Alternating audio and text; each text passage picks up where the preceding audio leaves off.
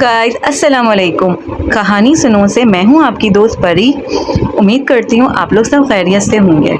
आज मैं फिर हाजिर हुई हूँ एक नई वीडियो के साथ। और वीडियो है जो कि अब दोबारा से आए दिन का तो आपको पता है कि हमारा मामूल बन चुका है कि कोई ना कोई एक नई वीडियो, एक नया टॉपिक, एक नया वाक़या और कोई नया हादसा सोशल मीडिया पर गर्दिश कर रहा होता है। ऐसा ही एक वाक़या है इकरा का, और जो कि अब वो इस दुनिया में नहीं रही। आप लोग भी जानते होंगे इकरा और ज़ुहैब का ये वाक़या है। मना वाला शहर से वो लोग ताल्लुक़ रखते थे। कहीं शेखोपुरा लिखा आ रहा है, कहीं एबटाबाद लिखा आ रहा है, मुझे एग्जैक्ट लोकेशन नहीं पता उनकी।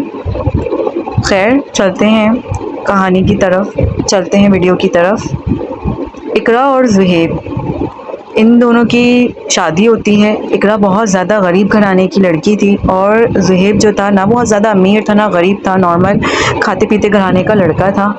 इकरा की और ज़ुहैब की शादी होती है। शादी के बाद वो लड़की बेचारी प्रेग्नेंट होती है।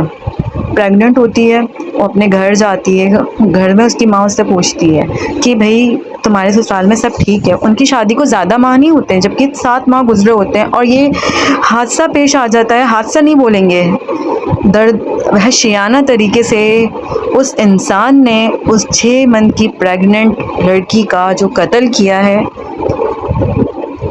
जब ये सोचती हूँ ना तो मेरी रूह कांप जाती है, मेरे रोंगटे खड़े हो जाते हैं और मेरा खून जो इस कदर खौलता है इस वाक़ये को सुनने के बाद कि मैं भी मैरिड हूँ, अल्हम्दुलिल्लाह 2 बेटियों की माँ हूँ।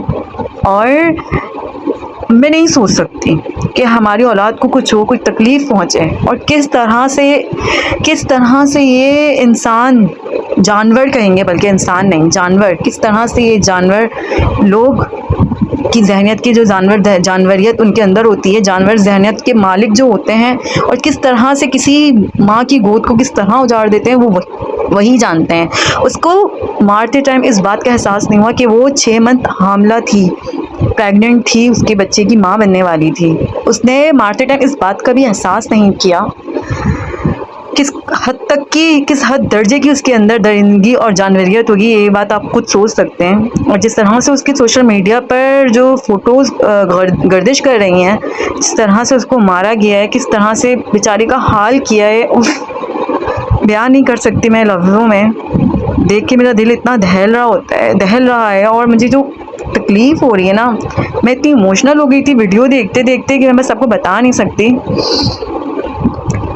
इकरा और ज़ुहैब की जब शादी होती है और शादी के मामला के बाद उनके मामलात कुछ ठीक नहीं होते हैं। सास ससुर का बर्ताव उनके साथ सही नहीं होता। और जैसे कि आपको पता है, जब एक गरीब लड़की की शादी होती है, किसी अच्छी फैमिली में ब्याह कर आ जाती है, तो फिर क्या होता है कि जो आस पड़ोस के लोग होते हैं, जो उनके जानने वाले रिश्तेदार होते हैं, और ख़ास तौर पर सास ससुर को ये बड़ी तकलीफ़ शुरू हो जाती है कि भाई क्या नाम है, बाहर की बेटी आके राज कर रही है, बाहर की बेटी आके राज कर रही है। भाई जो बाहर की बेटी आके राज कर रही है, आपको बड़ी तकलीफ़ हो रही है, भाई क्या मसला है?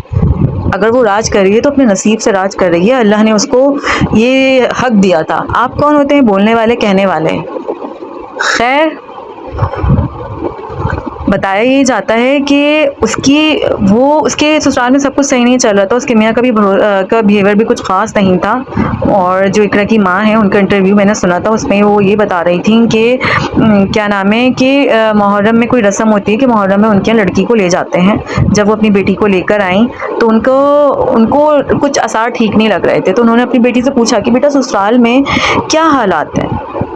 तो बेटी ने बोला, नहीं माँ, मैं तो बहुत ठीक हूँ, मैं बहुत खुश हूँ। अच्छा, ये बात मुझे समझ में नहीं आती है कि हम बेटियाँ इंक्लूडिंग मी, हम लोग अपने माँ बाप से पता नहीं कैसे छुपा लेते हैं। हमारे अंदर इतना बड़ा दिल कहाँ से आता है कि हम अपने माँ बाप को कुछ नहीं बताते। हम सारी तकलीफ़ें बर्दाश्त कर लेते हैं। हम उन्हें तकलीफ़ ही नहीं देना चाहते। मेरे ख्याल से आप सब के लिए भी ये बातें, जो भी बहन बेटियाँ मेरा ये वीडियो देख रही हैं, मैं ये बोलूँगी कि वक्त से पहले गुजर जाए, वक्त हाथों से निकल जाए। खुदारा एक्शन लें, जुल्म का शिकार ना बने, एक्शन लें, अगेंस्ट जाएं, अपने पाँव पे खड़े हों, इंडिपेंडेंट बने, किसी भी जुल्म का शिकार ना बने।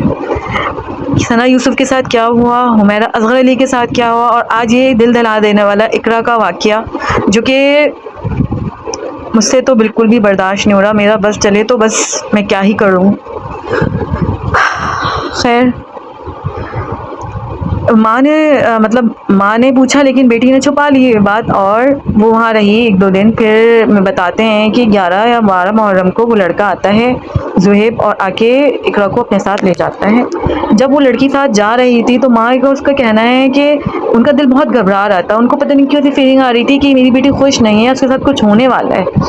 और वो लड़का इकरा को ले गया, और उसके बाद जाने के बाद उनको पूरी रात यही वहम और ख़यालात आते रहे कि कुछ होने वाला है, और उनका दिल बहुत ज़्यादा घबरा रहा था। उन्होंने इकरा को फ़ोन किया, पूछा बेटा तुम खैरियत से पहुंच गई हो? इकरा ने कहा जी माँ मैं पहुंच गई हूँ और मैं ठीक हूँ, परेशान नहीं हूँ। उसके बाद सुबह ही कॉल आती है कि इकरा हॉस्पिटल में है और उसके साथ हादसा हो गया है, एक्सीडेंट हो गया है, आप हॉस्पिटल पहुँचे हैं। जब माँ और बाप एकदम ही परेशानी की हालत में हॉस्पिटल जाते हैं, जब जाके देखते हैं तो वहाँ पर जो उसके ससुराली और जो लड़का होता है वो लोग फ़ौरन से ही माँ बाप को देख के भाग जाते हैं। उसके बाद फिर वहाँ पे उनका वो आता है, क्या नाम है, वो वहाँ से भाग जाते हैं। फिर उनके माँ बाप मैसेज कर वो ससुराली वहाँ से भाग जाते हैं। लड़की के माँ बाप जब डॉक्टर से मिलते हैं तो डॉक्टर ये बताते हैं कि किस वहशियाना और दरिंदगी के अंदाज में उस लड़की को का हाल किया गया था, जो कि अब इस दुनिया में नहीं रही, और वो उस ज़ख्मों को बर्दाश्त नहीं कर पाई जो उसका हाल था, और वो इस दुनिया से रुखसत हो गई।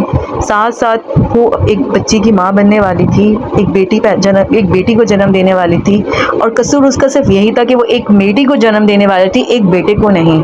इस वजह से इस बात की उन लोगों को तकलीफ़ थी जिन्होंने इस बेटी को दुनिया में आने से पहले ही उस बेटी को भी मार दिया, और साथ साथ उस माँ की उस बेटी को भी मार दिया। यानी ये एक नहीं, एक बेटी का नहीं, ये 2 बेटियों का कत्ल है। ये माँ और बेटी दोनों इस दुनिया से चले गए इस वहशियाना तरीके से, इस वहशियाना अंदाज से उस आदमी ने उस औरत का कत्ल किया है, जिसमें ये बताते हैं कि उसको सुए मारे गए, उसकी बॉडी पे सुराख किया गया, और उसकी आंखों में इस तरह छेद किया, उसकी आंखों में इस तरह सुराख किया कि उसकी दोनों आंखों को बाहर निकाल लिया। उसका एक कान गायब था और उसकी दोनों आंखें बाहर निकली हुई थी, और उसका मगज़ भी बाहर था, उसकी दोनों आंखें बाहर निकाल ली गई, उसका एक कान भी नहीं था, और उसकी बॉडी पे सुराख किए गए सुए से, कोई नुकीली चीज़ से उस पे वार किया गया, उसके सर पे सुराख किए गए, और वो मौके पे ही जाँ बहक हो गई होगी वो लड़की। जिस तरह से उसका ये के साथ ही सलूक किया गया, ना तशद्दुद किया गया उस औरत पर, और इस तरह से उसको तशद्दुद करके उसको मार दिया गया।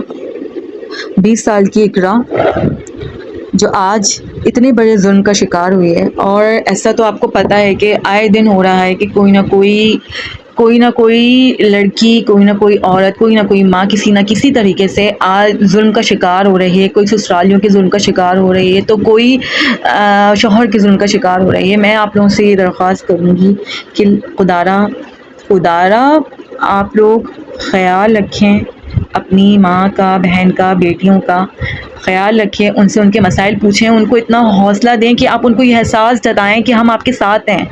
अपने ऊपर जुल्म नहीं होने देना है, जुल्म का शिकार नहीं बनना है, बल्कि जुल्म के ख़िलाफ़ बगावत करनी है, अपने लिए एक्शन लेना है। बस मेरी आप लोगों से यही रिक्वेस्ट है, और यही अपील है हुकूमत से कि उसको सरेआम फांसी दी जाए। उसको जहनी मरीज़ करार देकर कोई बेल नहीं मिलनी चाहिए, और उसको उम्र कैद तो हरगिज़ नहीं मिलनी चाहिए। उसको सरेआम फांसी देनी चाहिए ताकि वो दूसरे लोगों के लिए इबरत का निशाना बने। दूसरे लोग जो अगर कोई जुल्म कर रहा है तो वो उससे इबरत हासिल करे, और छोड़ दे, लोग छोड़ दें सब कुछ करना। रहम करें और रहम करें। बस मैं यही बोलूँगी।